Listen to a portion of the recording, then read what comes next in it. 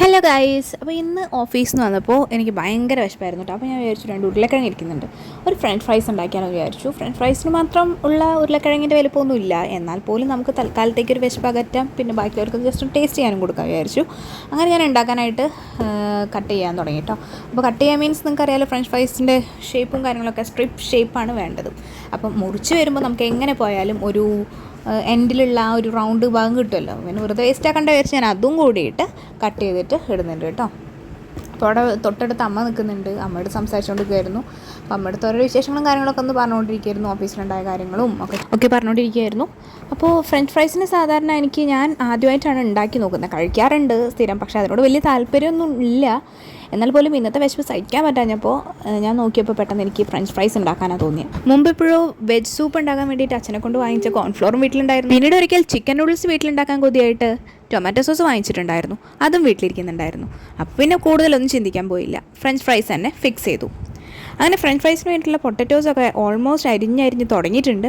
ഇതിനിടയ്ക്ക് അക്ഷി ബേബിയുടെ കരച്ചിലും കാര്യങ്ങളൊക്കെ കേൾക്കുമ്പോൾ അങ്ങോട്ടേക്ക് ഓടുന്നുണ്ട് കേട്ടോ. അപ്പോൾ കുറച്ച് കാലമായിട്ട് എനിക്ക് വീട്ടിലുണ്ടാക്കുന്ന സാധാ ബ്രേക്ക്ഫാസ്റ്റും ലഞ്ചും അതിനേക്കാളൊക്കെ ഉപരി ഓരോന്ന് ട്രൈ ചെയ്യാനാണ് തോന്നാറ്. സമയത്തിൻ്റെ പരിമിതി കാരണം കുറച്ചധികം ഈസി ബ്രേക്ക്ഫാസ്റ്റ് റെസിപ്പീസും അതേപോലെ തന്നെ ലഞ്ച് റെസിപ്പീസും നോക്കി വയ്ക്കാറുണ്ട് ഇടയ്ക്കിടയ്ക്ക്.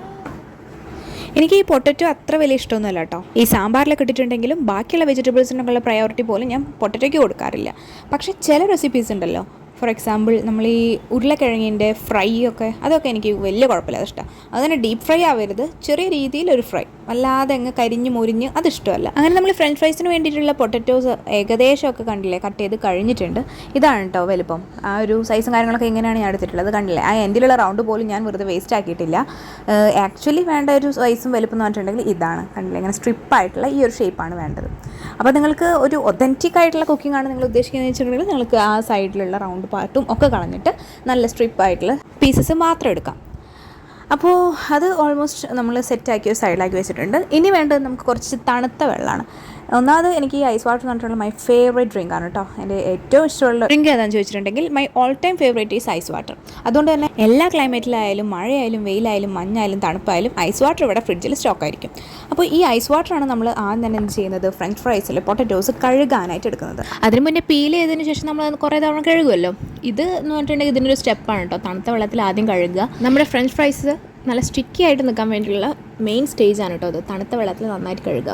ഒരു 2 മിനിറ്റ് വെള്ളത്തിൽ കുതിർത്ത് വെച്ചാലും കുഴപ്പമൊന്നുമില്ല. പലരും ഉണ്ടാക്കിയിട്ട് പറഞ്ഞു കേട്ടിട്ടുണ്ട് ഫ്രഞ്ച് ഫ്രൈസ് അങ്ങനെ നമ്മൾ ഈ വീഡിയോസിലും കുക്കറി ഷോസിലൊന്നും കാണുന്നത് പോലെ അത്രയ്ക്ക് അങ്ങ് ഒരു സ്റ്റിക്കി ആയിട്ട് കിട്ടാറില്ല എന്നുള്ളത്. അപ്പോൾ നമുക്ക് എന്തായാലും നോക്കാം എന്താവും നമ്മളുടെ ഫ്രഞ്ച് ഫ്രൈസിൻ്റെ അവസ്ഥ എന്നുള്ളത്. അങ്ങനെ ഞാൻ തണുത്ത വെള്ളത്തിൽ കഴുകിയതിന് ശേഷം 5 മിനിറ്റ് നേരം വേവിക്കാനായിട്ട് വെച്ചു കേട്ടോ പൊട്ടറ്റോസ്. ആ ഒരു ഗ്യാപ്പിൽ വീട്ടിലുണ്ടായിരുന്ന പിസ്താഷ്യൂ ഐസ്ക്രീം ഞാൻ കുറച്ച് കഴിച്ചു കേട്ടോ. അങ്ങനെ നമ്മൾ ആ സ്റ്റേജ് കഴിഞ്ഞു. വേവിച്ചതിന് ശേഷം നമ്മൾ അതിൽ വെള്ളം മൊത്തം മാറ്റിയിട്ട് പൊട്ടറ്റോസ് മാത്രം ഊറ്റിയെടുത്തു. ഒട്ടും വെള്ളമില്ലാത്ത രീതിയിൽ വേറൊരു പാത്രത്തിലേക്ക് മാറ്റി. അതിലേക്ക് നമ്മുടെ കോൺഫ്ലോറാണ് ആഡ് ചെയ്തിട്ടുള്ളത് കേട്ടോ. കുറച്ച് നേരം ഇളക്കി നോക്കുക, എന്നിട്ട് വീണ്ടും ആവശ്യാനുസരണം കോൺഫ്ലോർ തട്ടുക, വീണ്ടും ഇളക്കുക, വീണ്ടും തട്ടുക. ആ ഒരു പ്രൊസീജിയർ നമ്മുടെ പൊട്ടറ്റോസ് മൊത്തം കോൺഫ്ലോർ കവർ ആവുന്നത് വരെ കണ്ടിന്യൂ ചെയ്യാം.